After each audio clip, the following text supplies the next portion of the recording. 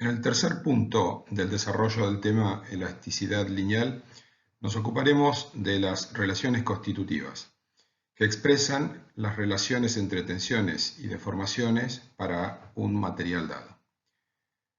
Como hemos mencionado anteriormente, la visualización de los videos de las clases son un complemento al estudio detallado y específico de los apuntes disponibles en la página web de la cátedra.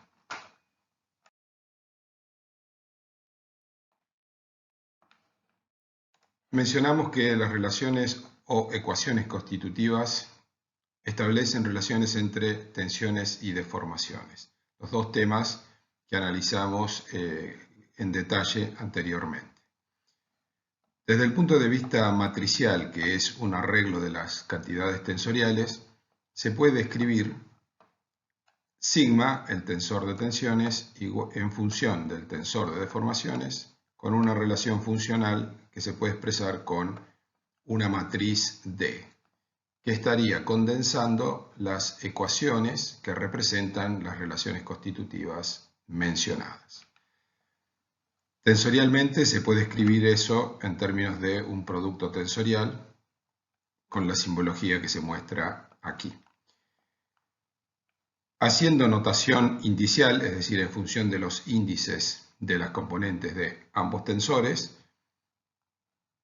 se podría escribir como se presenta aquí. Sigma IJ, siendo IJ los subíndices de las componentes del tensor de tensiones, en función de epsilon KL, que serían las componentes del tensor de deformaciones, y deberían aparecer entonces, en función de estos subíndices de sigma y de epsilon, las componentes del tensor constitutivo como D y JKL, es decir, que el mismo sería de cuarto orden. Ese tensor, esa cantidad tensorial denominada D, es lo que se podría llamar el tensor elasticidad. ¿Cuántos términos o cuántas componentes tiene ese tensor? Considerando que todos los subíndices de estas cantidades I, J, KL pueden ser X y Z cada uno de ellos, es decir, 3, quedarían en términos generales 81 componentes. Sin entrar en detalle, que sí puede ser encontrado en la bibliografía de referencia, haciendo consideraciones de simetría, es posible demostrar que esa cantidad de componentes se reduce a 36 en términos de independientes, es decir, que con 36 componentes independientes se puede conformar completamente el tensor elasticidad de IJKL.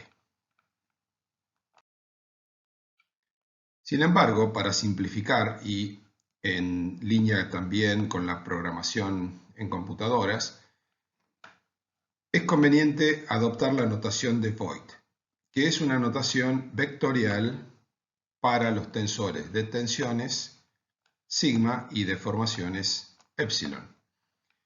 Las cantidades independientes de ambos tensores, que como hemos estudiado previamente por la simetría de los mismos son 6 para cada uno, se arreglan en esta notación en términos de un vector columna, que para el espacio tridimensional tendrá 6 filas y una columna en ambos casos, tanto para sigma como para epsilon. Es decir, lo que se está haciendo es arreglar o disponer, ordenar las componentes de los tensores de tensiones y deformaciones en términos vectoriales en lugar de hacer un arreglo matricial, lo cual no le quita la característica o la propiedad de ser los componentes de un tensor. Las cantidades se arreglan generalmente en estos términos: sigma x, sigma y, sigma z, tau xy, tau xz, tau iz, y sus homólogos para el tensor de deformaciones. Volviendo a escribir la relación o ecuación constitutiva en términos de sigma igual a D por epsilon, obsérvese que desde el punto de vista formal la expresión es la misma, pero ahora el orden de las componentes matriciales, si se las quiere denominar así, es diferente. Ahora, en notación indicial, nos quedaría que sigma i, porque al estar arreglado vectorialmente, sigma tiene un solo subíndice, en función de epsilon j, también arreglado u ordenado vectorialmente, esa componente que denominábamos el tensor elasticidad tiene ahora dos subíndices. Es el mismo tensor elasticidad, pero ordenado de otra manera con componentes que tienen solamente dos subíndices, D y J. Considerando las mismas simetrías que se mencionaron anteriormente, que no demostraremos, pero que se pueden estudiar en la bibliografía, y según esta notación de Voigt, este tensor elasticidad se puede representar con 6 por 6 igual a 36 componentes, lo cual también tiene que ser congruente con este producto matricial que tenemos aquí.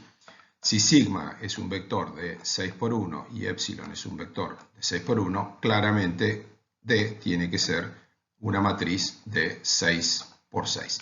Esta matriz de IJ es también simétrica, con lo cual de sus 36 componentes habrá todos los que son simétricos serán iguales en términos generales. La base para establecer una relación constitutiva que se expresará formalmente a través de las ecuaciones constitutivas es siempre de tipo experimental, es decir, es necesario estudiar desde el punto de vista experimental el comportamiento de un determinado material y sobre esa base establecer ecuaciones constitutivas que representen de la mejor manera posible lo que los experimentos nos dicen que ocurre en la realidad. Cuando se trata de un material isótropo, el cual podría ser representado, por ejemplo, de manera bastante aproximada por un acero, se encuentran las siguientes relaciones experimentales. Se harán desde el punto de vista ideal, o se representarán aquí, en términos descriptivos, dos experimentos.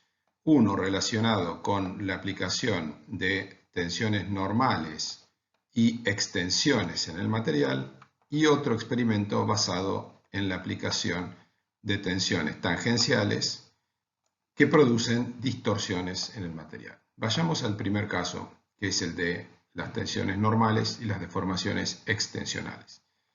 Si se toma una barra de un material isótropo y homogéneo y se le aplica un estado uniaxial de tensiones a un elemento que es, desde el punto de vista geométrico, una barra, esas tensiones normales provocarán una elongación, que es lo que vemos aquí, que resulta, como vimos en la clase de deformaciones específicas, en una deformación específica εx. Y se verifica experimentalmente que esa deformación específica está relacionada con la tensión aplicada, sigma x, a través de una constante que se llama módulo de Young o módulo de elasticidad. Cuando los niveles tensionales no superan determinados límites, esta relación lineal es válida y se establece una relación que no solamente es lineal, sino que además es elástica. Si se retira la tensión sigma x, epsilon x vuelve a cero. Es decir, no queda ningún registro o ningún rastro de la historia de aplicación de tensiones sobre ese material.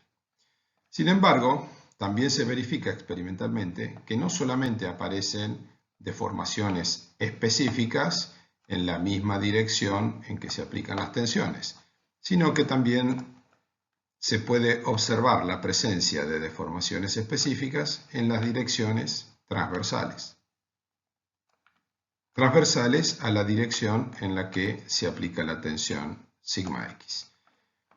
Surgen entonces dos deformaciones específicas, epsilon i y epsilon z, que no se deben a la aplicación de tensiones en i y en z directamente, sino que responden a lo que se denomina el efecto Poisson. Sobre esa base se establece otro coeficiente que se denomina nu o mu y que se llama coeficiente de Poisson. encontrándose que esas dos deformaciones específicas transversales a la tensión aplicada responden a esta relación con la deformación específica epsilon x. Epsilon i es igual a epsilon z igual a menos nu por epsilon x. Por lo tanto, si en la dirección x se produce un estiramiento en las dos direcciones transversales, y z, se producirá una contracción. Relacionando esto con la ecuación anterior, se puede ver que epsilon i y epsilon z quedaría igual a menos nu por sigma x dividido e. Esto es válido cuando se aplica solamente esta tensión sigma x. Yendo ahora al otro experimento, el de aplicación de tensiones rasantes, tau y x, porque xy es el plano que estamos investigando en este momento, al aplicar una tensión de corte puro, tau y x, que es igual a tau xy, experimentalmente se puede verificar que ocurre o provoca una distorsión, la cual era medida por el ángulo beta, que era igual a gamma xy, según vimos en la teoría de deformaciones. Ese gamma xy puede relacionarse con el tau xy o el tau ix a través de otra constante denominada g, que es el módulo de cortante. Sin embargo, tenemos que recordar entonces que ya hemos definido una primera constante, el módulo de Young o de Hooke, e otra constante que es el coeficiente de Poisson nu, y ahora aparece otra constante g, pero en realidad las tres constantes, como se vio en los cursos de resistencia de materiales, están relacionadas por esta tercera ecuación, pudiéndose demostrar que g es igual a e sobre 2 por 1 más nu para un material isótropo.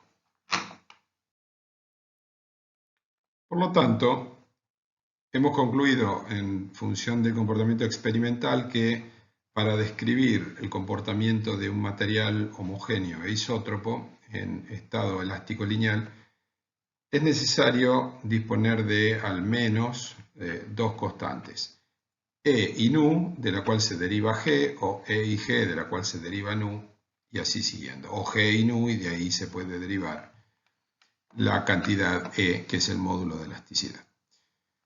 La evidencia experimental que describimos anteriormente se refería a estados simples de tensiones, es decir, una tracción o compresión uniaxial y un estado de tensiones de corte y de distorsión ubicada en un único plano.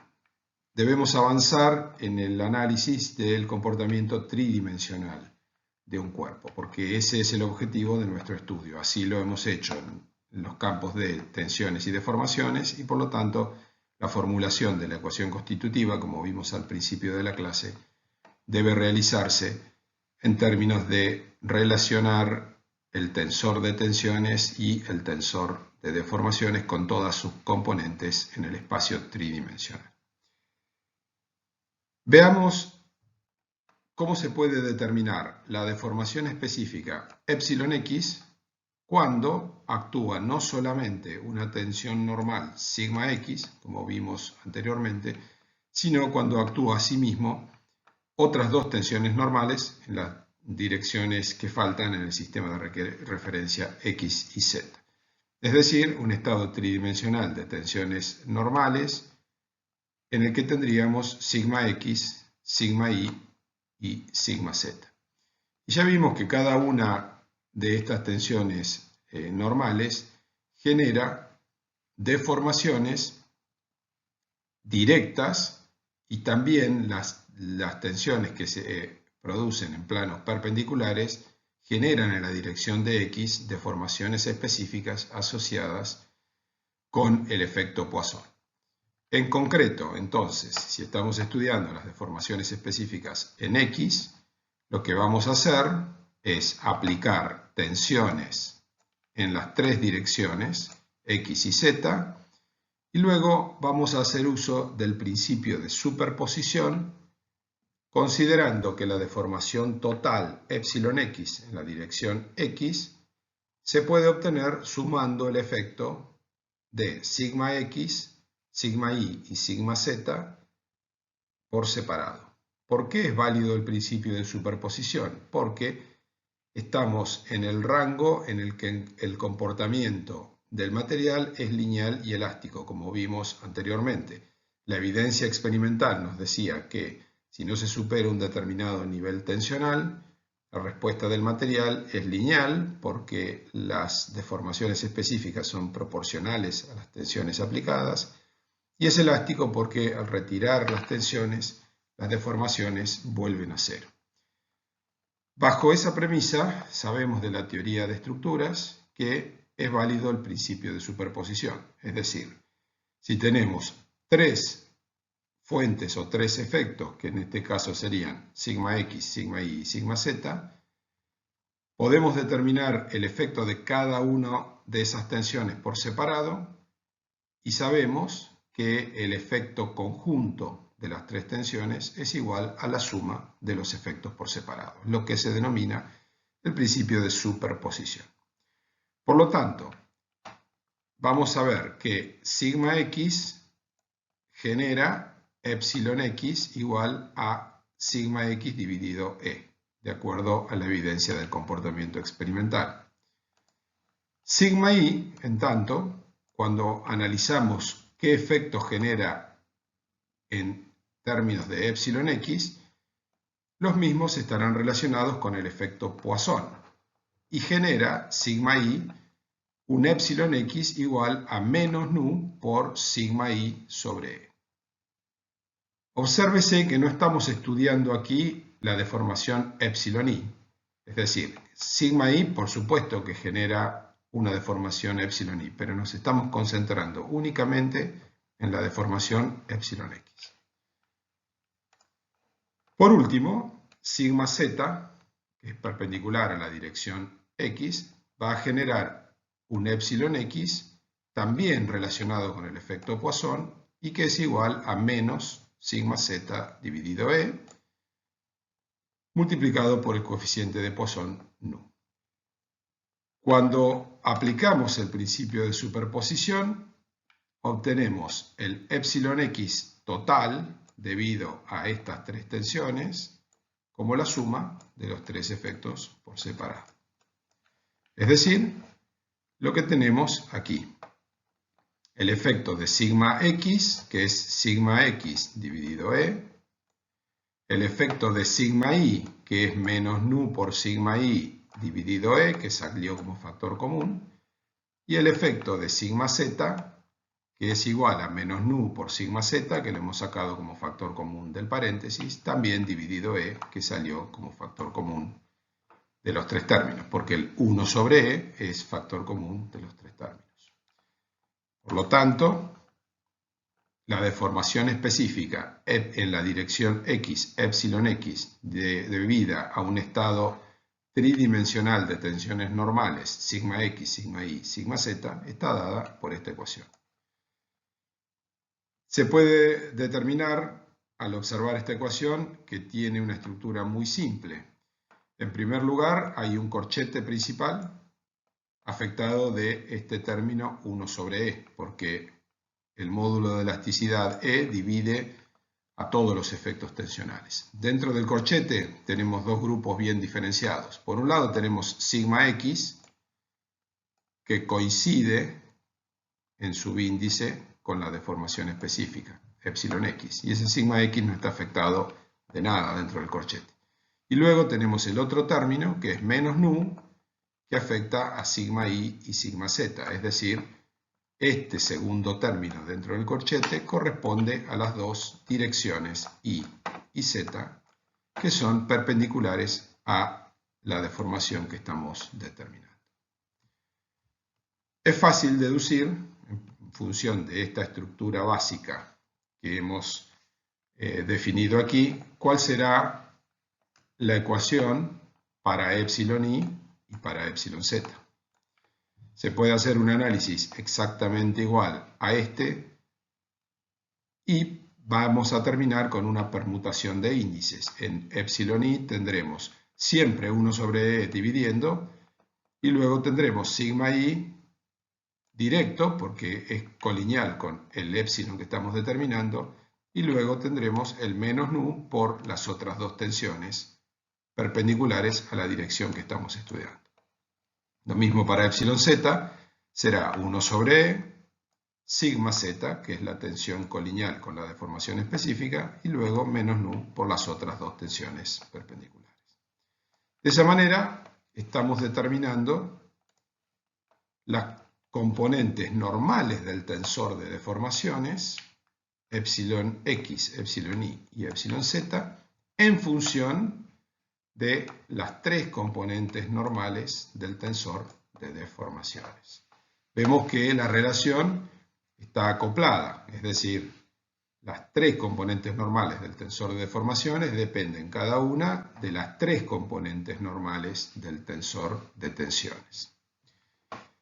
Cuando vamos a las deformaciones distorsionales, las epsilon xy, que como vimos en el capítulo de deformaciones específicas se relacionan con las distorsiones a través de esta ecuación, epsilon xy es igual a 1/2 de gamma xy.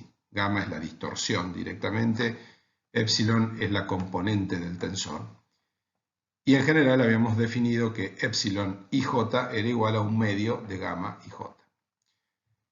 Vimos en la diapositiva anterior que el comportamiento experimental nos dice que gamma xy es igual a tau xy dividido g. Por lo tanto, 1/2 de gamma xy será igual a tau xy dividido 2g, sencillamente. Y eso, entonces, es epsilon xy, porque nuestro objetivo es determinar las componentes del tensor de deformaciones, que son las epsilon, no las gamma. Como la relación está establecida con la constante 1/2, es muy sencillo. En resumen, epsilon xy es igual a tau xy dividido 2g. En las deformaciones distorsionales sí hay una correlación directa entre las epsilon y las tau. No hay ningún acoplamiento, es decir, epsilon xy es tau xy dividido 2g, epsilon xz es igual a tau xz dividido 2g y epsilon iz es igual a tau iz dividido 2g. Es decir que, en términos de distorsiones, cada uno de los términos fuera de la diagonal del tensor de deformaciones depende de su término homónomo en términos de subíndices del tensor de tensiones. Epsilon ij es igual a tau ij dividido 2g. De esta manera, hemos encontrado la formulación matemática, es decir, las ecuaciones constitutivas que permiten obtener las deformaciones específicas que componen el tensor de deformaciones, las 6 componentes independientes, epsilon x, epsilon y, epsilon z, epsilon xy, epsilon xz y epsilon iz, en función de las 6 componentes independientes del tensor de tensiones.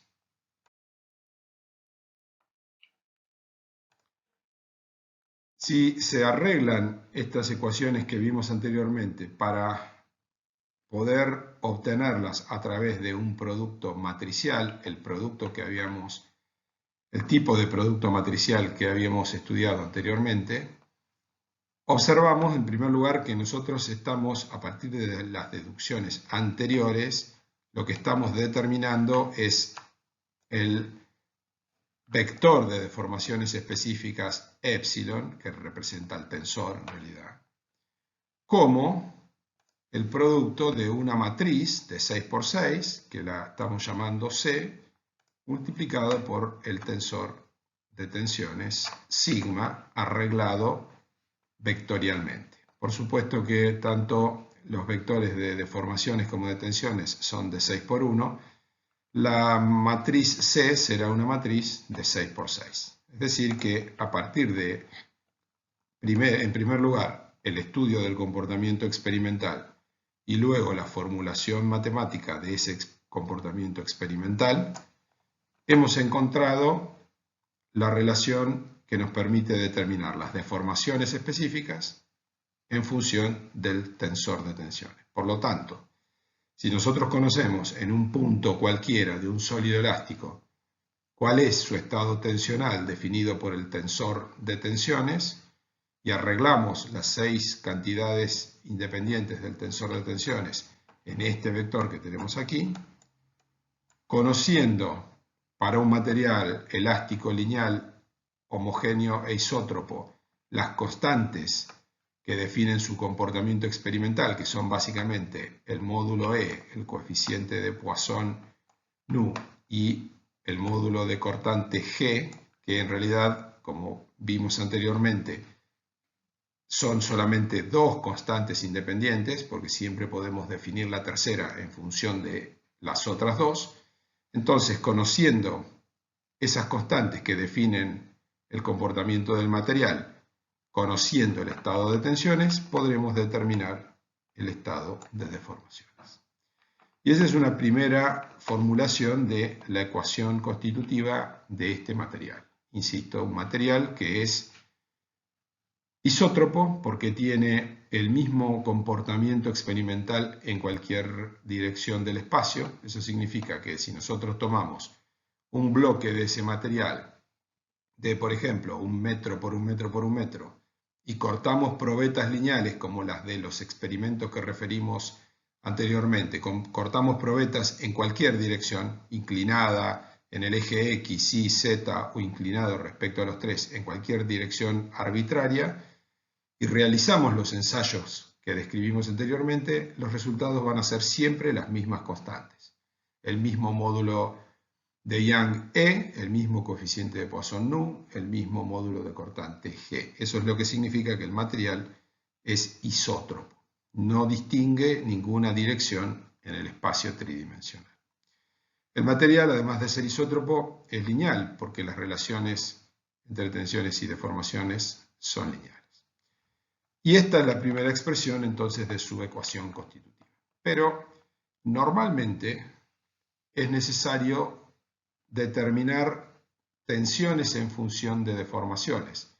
Es mucho más común que la relación constitutiva deba expresarse en términos de sigma, obtener sigma a partir de epsilon, que al revés. La formulación matemática que realizamos nos ha permitido obtener epsilon en función de sigma. Para obtener la relación opuesta, dado que la matriz constitutiva es una matriz de coeficientes constantes, lo único que hay que hacer es invertirla.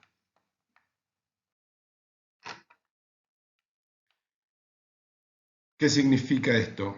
Que si la expresión que encontramos anteriormente es epsilon igual a C por sigma, siendo esto una expresión de tipo matricial, obviamente se deduce que sigma es igual a C a la menos 1 por epsilon, y a C a la menos 1 se le da un nombre determinado que es D, y por lo tanto llegamos a la expresión que en realidad es más común, que es sigma igual a D por epsilon. ¿Cómo se obtiene D? D se obtiene invirtiendo C, es decir, D es igual a C a la menos 1, por ejemplo, mediante la conocida expresión adjunta de C traspuesta sobre determinante de C. Es decir, es un problema básicamente algebraico, un poco complicado, dado que se trata de una matriz de 6×6. No, en realidad es una submatriz de 3×3 y una de 3×3. Tiene sus dificultades, tampoco es demasiado. Y haciendo las operaciones, que insisto son básicamente operaciones algebraicas, lo que se obtiene es, en términos de sigma igual a D por epsilon, es decir, obtener las componentes del tensor de tensiones sigma conociendo las componentes del tensor de deformaciones epsilon. Esa matriz constitutiva D se expresa por todo esto que tenemos aquí. Por supuesto, como no puede ser de otra manera, la matriz D es también función de las mismas 3 constantes que se conocían anteriormente, y en este caso está expresada solamente en función de G y de nu, porque como dijimos, si bien se reconocen 3 constantes elásticas, solamente 2 son independientes a ser determinadas experimentalmente, y la tercera se calcula en función de las 2 anteriormente conocidas. Esto que tenemos aquí entonces es la expresión más común de la ecuación constitutiva del material isótropo, lineal y elástico. Hemos obtenido entonces una primera definición en términos matriciales y hemos cumplido formalmente el objetivo inicial. Sobre la base de la observación experimental del comportamiento de un material, pudimos formular la relación constitutiva en términos matemáticos, obteniendo las correspondientes ecuaciones constitutivas. No nos tenemos que olvidar que si bien estamos escribiendo de manera muy compacta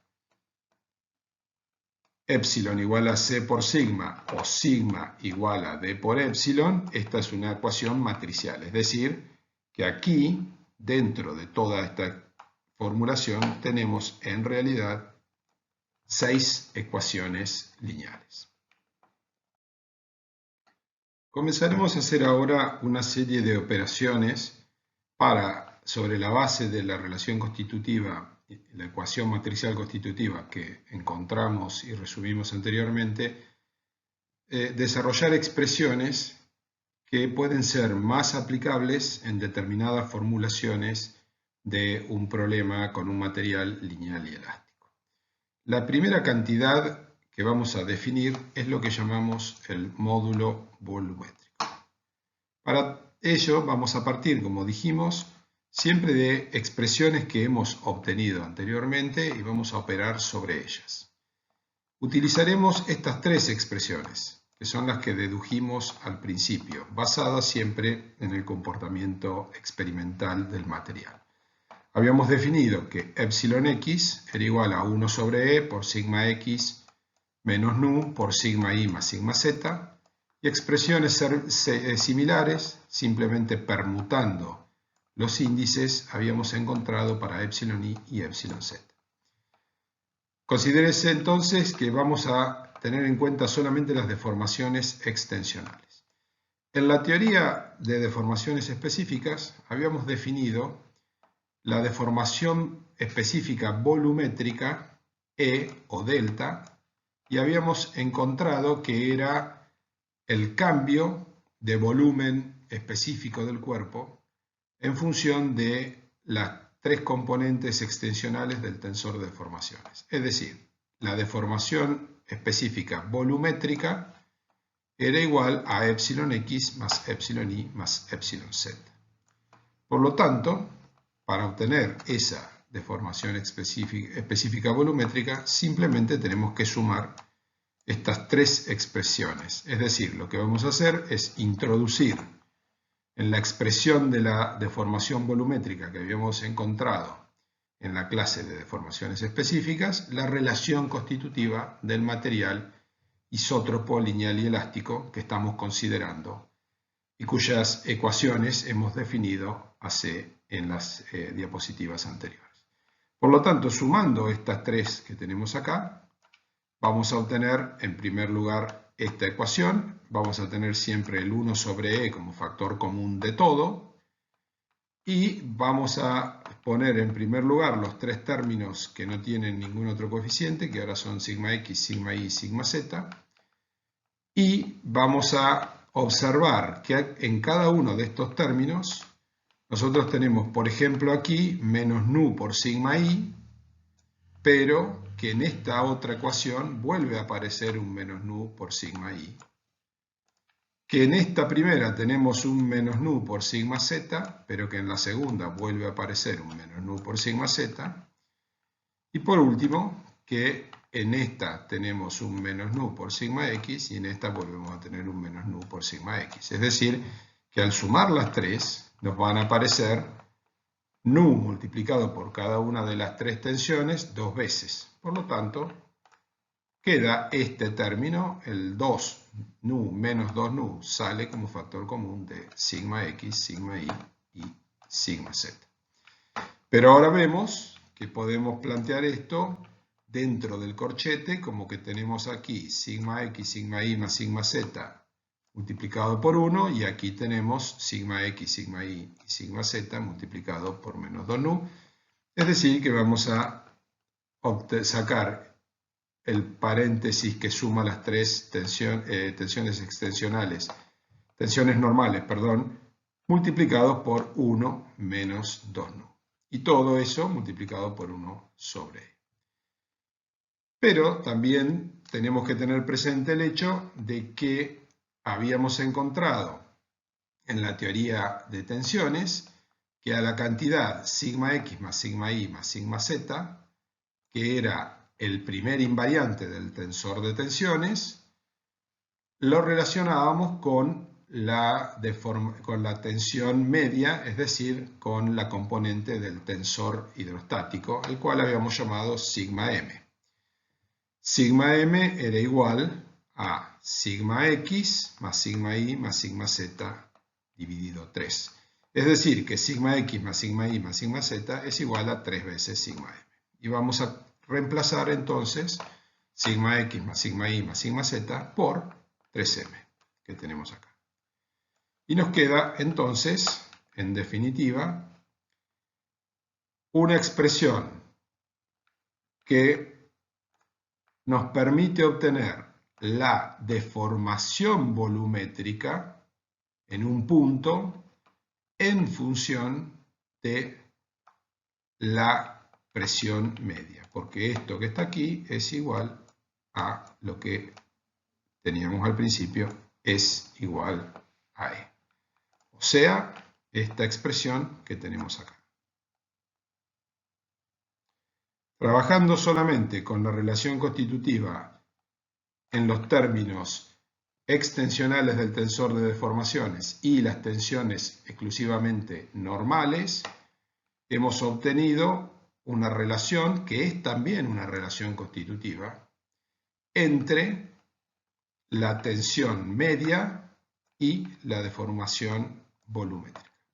Por lo tanto, dado que lo que estamos obteniendo es directamente la deformación volumétrica en el punto del sólido elástico en el cual la tensión media vale sigma m, se hace una definición particular de toda esta cantidad que tenemos acá, que claramente es una constante, porque obsérvese que este parámetro recuadrado en celeste depende solamente del módulo de elasticidad, del coeficiente de Poisson, que son constantes para la relación constitutiva que estamos estudiando, y a toda esta cantidad se la denomina K igual a módulo volumétrico, que no es un parámetro independiente, sino que vuelve a ser una relación entre parámetros ya obtenidos anteriormente. El módulo volumétrico K es igual a E sobre 3 por 1 menos 2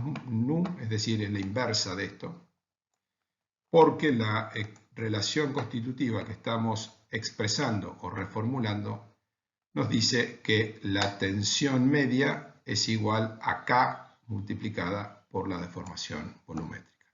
Eso nos permite obtener una determinada información muy particular que nos dice que independientemente de cómo sean las deformaciones específicas, si el cambio de volumen en un punto del sólido elástico es igual a un determinado valor porcentual, eso multiplicado por el módulo volumétrico, que es esto que tenemos aquí, nos va a dar directamente cuál es la presión media que actúa en ese punto. Lo cual ya comenzamos a ver claramente que se relaciona también con la descomposición de los tensores de tensiones y deformaciones en sus componentes hidrostáticas o esféricas y sus componentes distorsionales. En este caso estaríamos analizando el comportamiento de las componentes hidrostáticas o esféricas. Más adelante vamos a hacer una formulación más completa de la relación constitutiva, claramente separada entre esas dos componentes, pero el primer paso de ese análisis es esta definición del módulo volumétrico.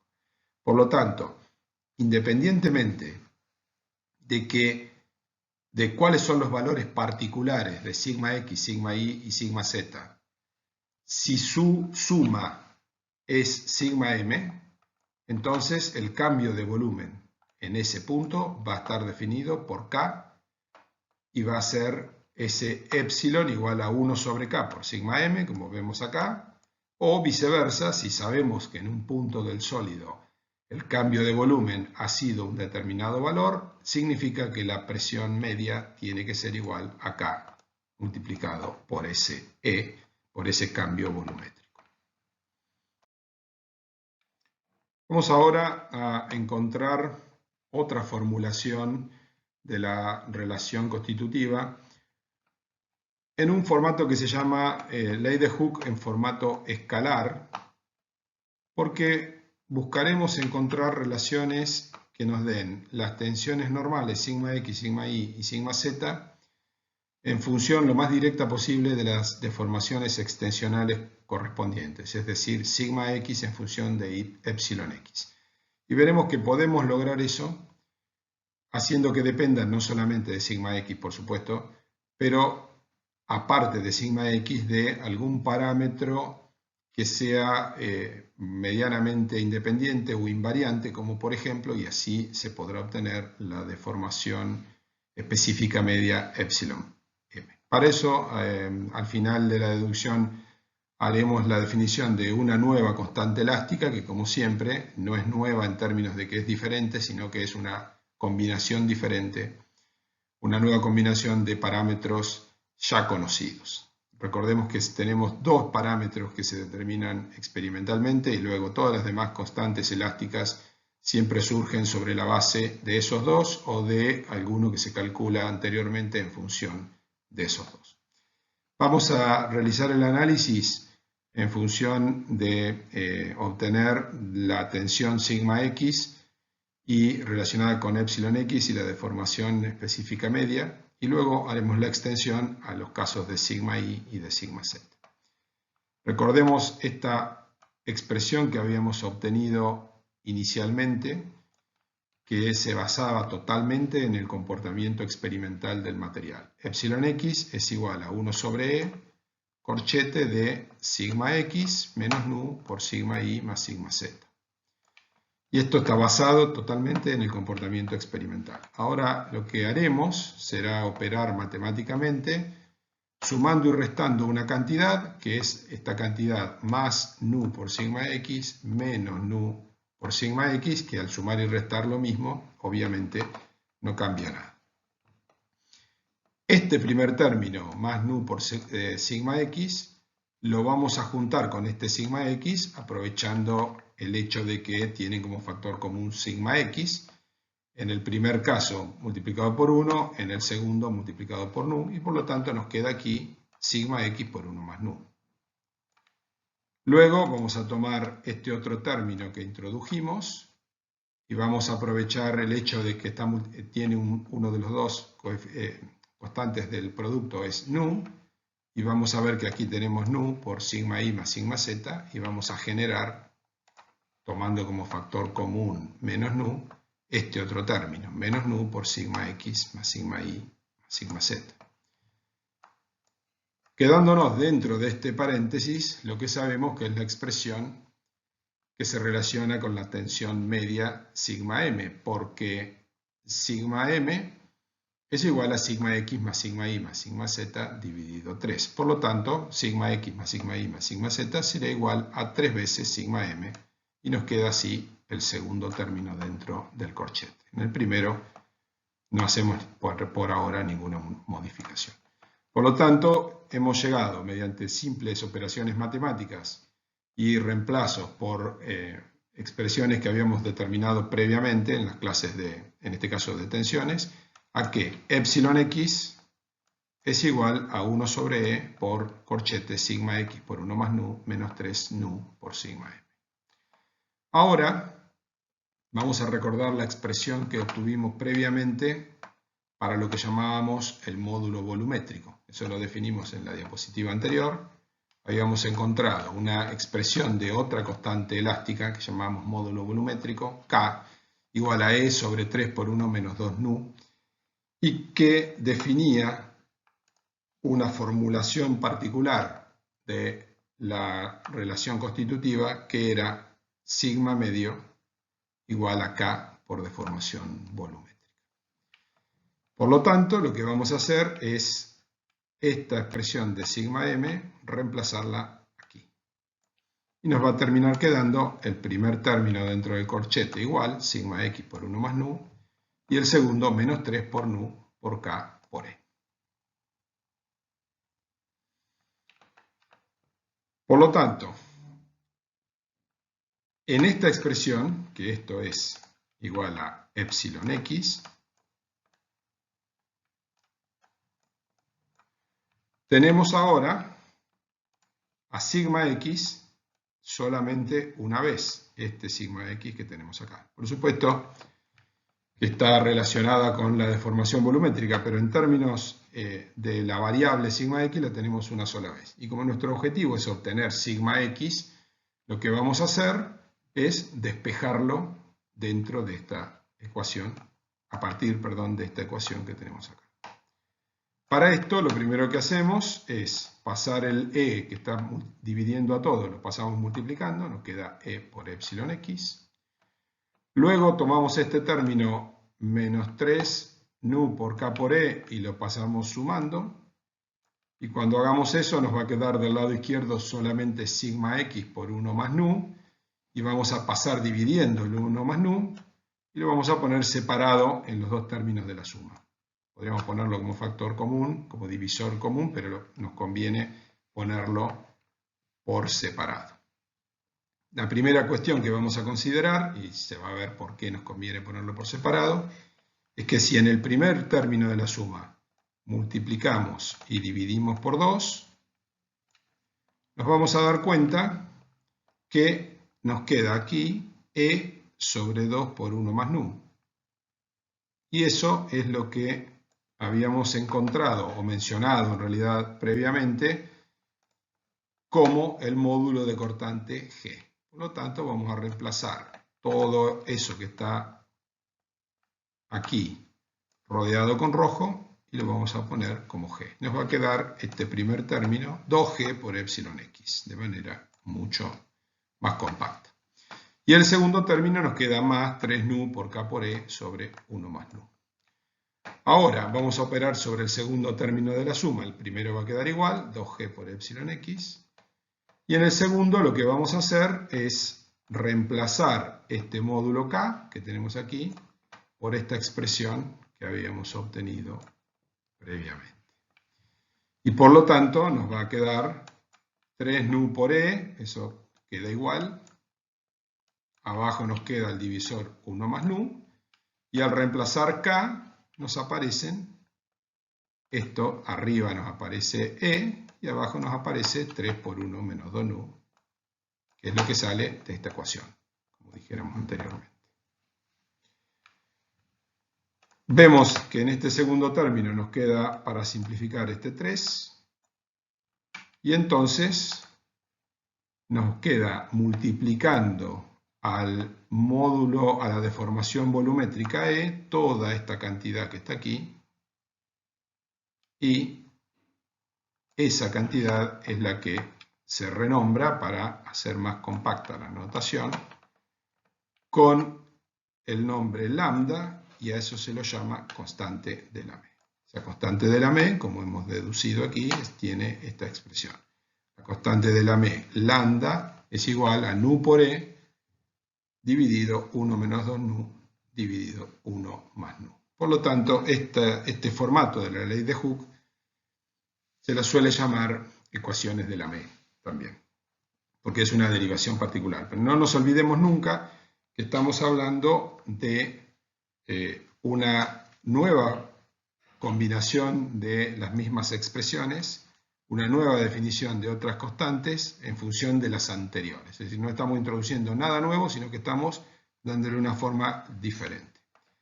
En resumen, habíamos puesto como objetivo encontrar sigma x en función de epsilon x, y lo que hemos encontrado es que sigma x es igual a 2g por epsilon x más lambda por e. O también lo podemos poner, sabiendo que el módulo, la deformación volumétrica E es igual a 3 veces epsilon m, sigma x igual a 2g por epsilon x más 3 lambda por epsilon m. Es decir, si bien dentro de epsilon m están epsilon x y z, como se relaciona con un invariante del tensor de deformaciones, depende, pero al mismo tiempo es un invariante y estamos encontrando la tensión sigma x en función de la deformación específica correspondiente epsilon x.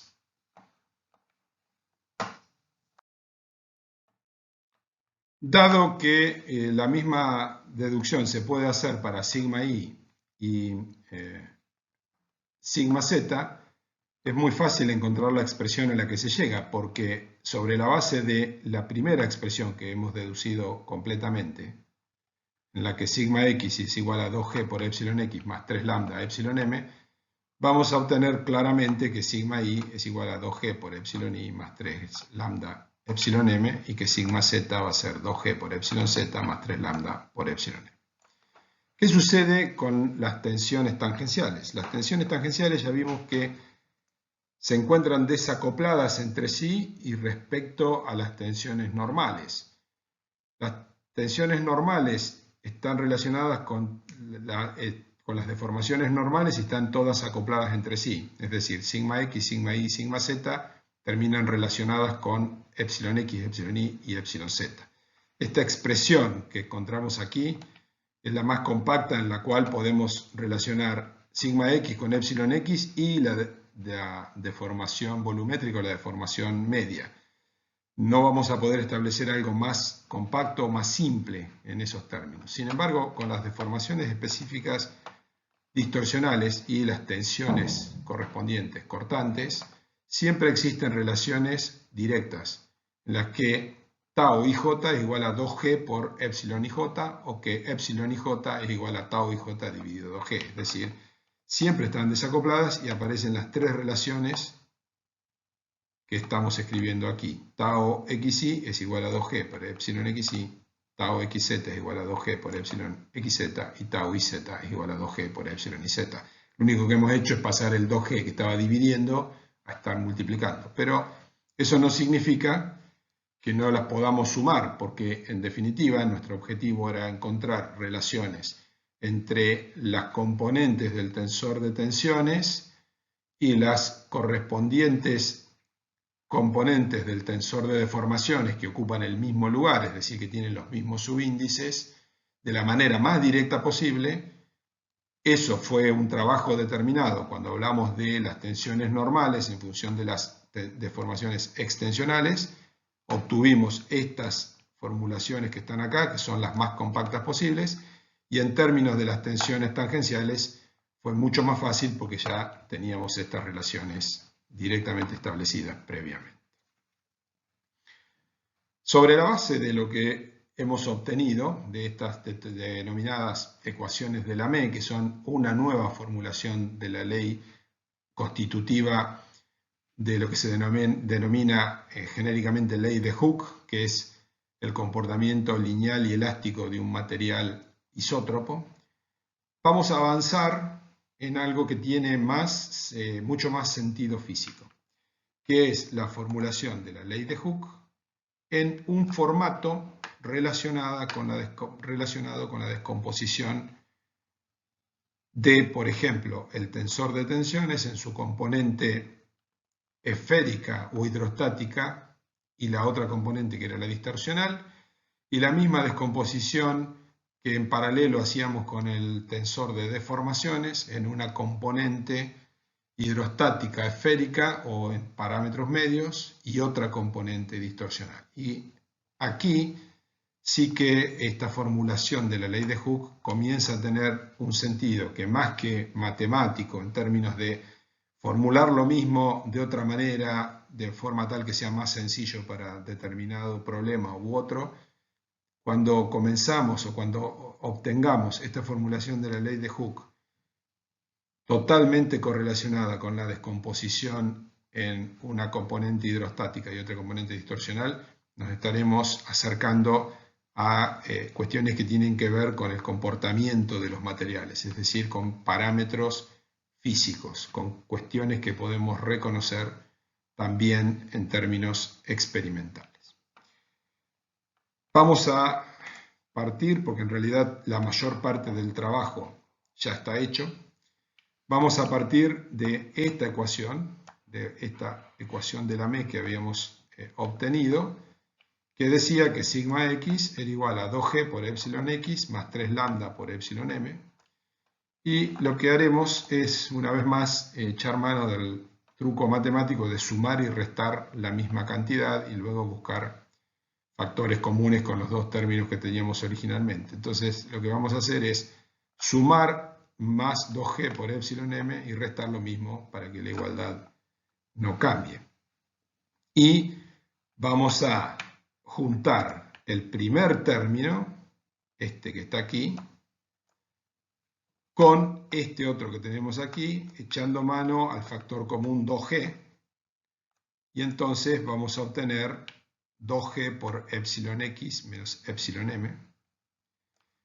Y el segundo término, este que tenemos aquí, el más 2g por epsilon m, en este caso vamos a echar mano al factor común epsilon m y lo vamos a juntar en este otro término que tenemos aquí y nos va a quedar 3 lambda más 2g multiplicado por epsilon m.